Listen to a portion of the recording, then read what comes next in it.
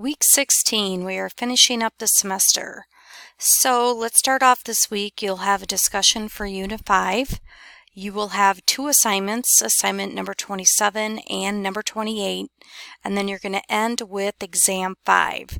There is a review worksheet for Exam 5. Make sure you review PowerPoint number 11 and then listen to my lecture for PowerPoint number 12.